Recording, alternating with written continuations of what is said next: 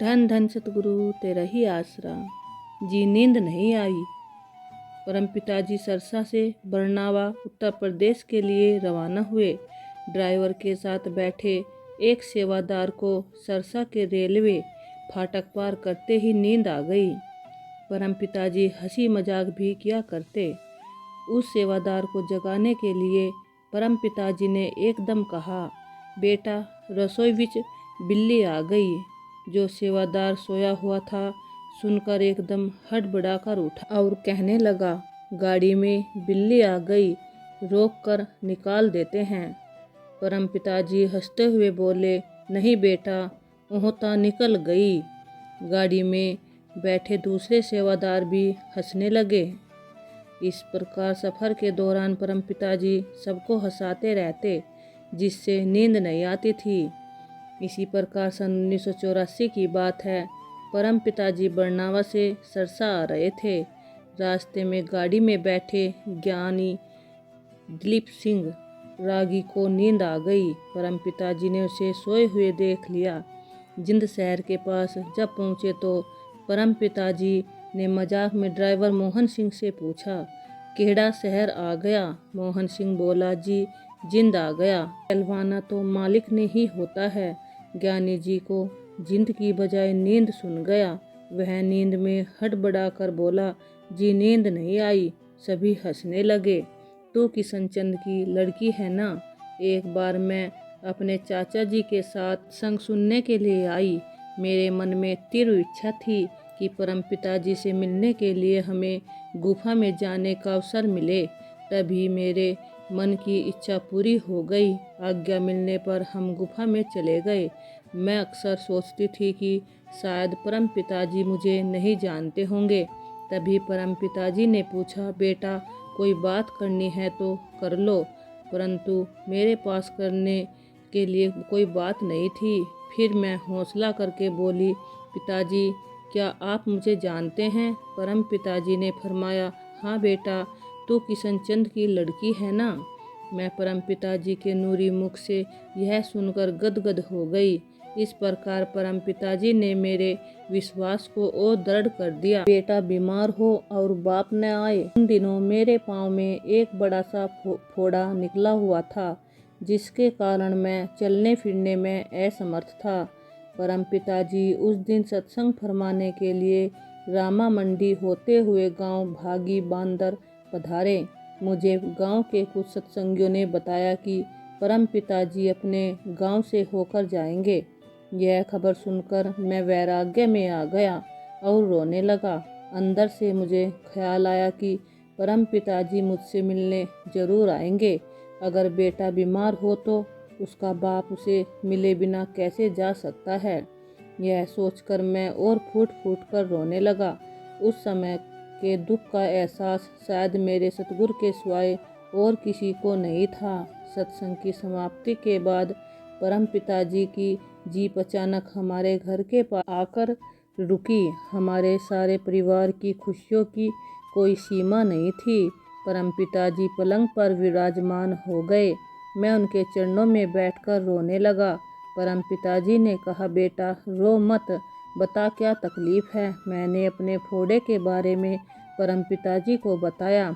फिर मैंने कहा, गुरुजी आपके दर्शन हो गए हैं, अब सारी तकलीफ दूर हो गई है। मेरे पैर पर निकला हुआ फोड़ा कुछ दिनों में अपने आप ठीक हो गया।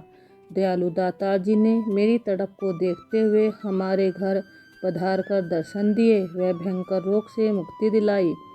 आपा केड़ा साहित्य आए। हाँ, एक बार मुझे पिताजी की हजूरी में शब्द बोलने का मौका मिला। उस शब्द की टेक थी, नाम लेने में पड़ी है बहार, भूलने से दुख आए बेशुमार। शब्द बोलते बोलते मैं अंतरे की तर्ज भूल गया।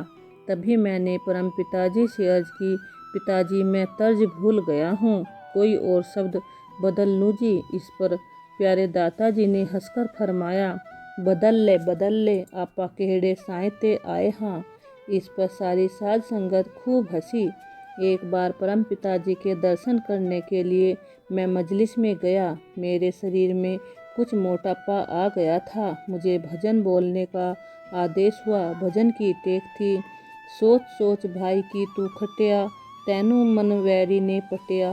परम पिताजी ने भजन बीच में रोककर फरमाया, सोच सोच भाई की तू खटिया, दूध पी पी मोटा हो गया कटिया। सारा भजन परम पिताजी ने ऐसे ही बुलवाया। इस पर सारी साध संगत खूब हंसी। हाजरी। सतगुरु की अपार रहमत से मैं हर रोज आश्रम में परम पिताजी के दर्शन करने के लिए जाता। एक दिन मुझे कुछ देर हो गई। ज्यों ही मैं आश्रम में पहुंचा तो परम पिताजी गुफा की ओर जा रहे थे। मैं दर्शन करने के लिए दौड़कर गया। मुझे भागते हुए आते देखकर परम पिताजी ने फरमाया, बेटा क्या बात हो गई, इतना हाँफ क्यों रहे हो? मैंने कहा, पिताजी दर्शन करने आया हूँ, लेट हो गया था।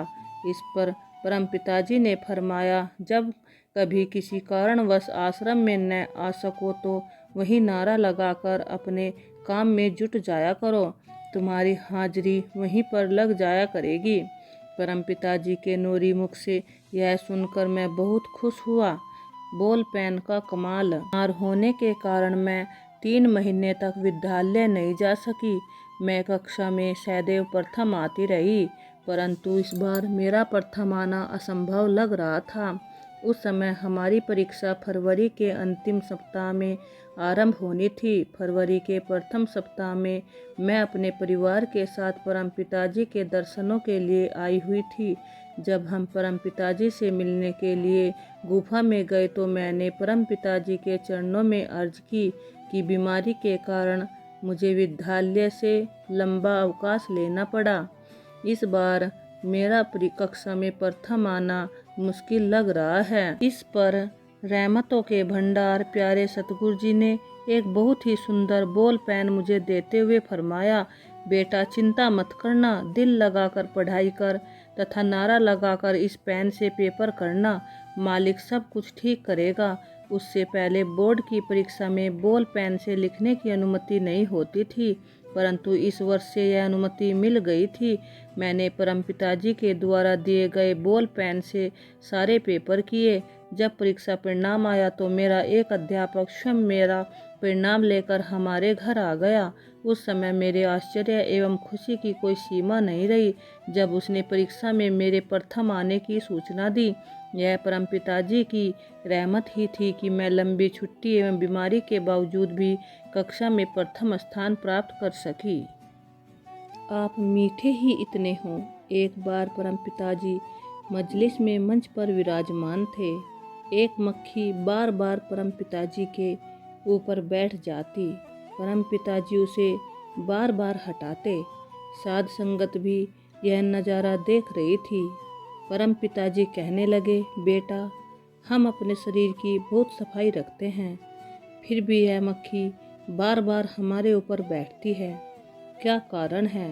इस पर एक बहन उठकर अपने सतगुरु के प्यार में कहने लगी, पिताजी आप मीठे ही इतने हों, इसीलिए यह मक्खी बार बार आकर बैठ जाती है। इस पर परम पिताजी मुस्कुराए और साध संगत भी बहुत खुश हुई। धन धन सतगुरु तेरा ही आसरा।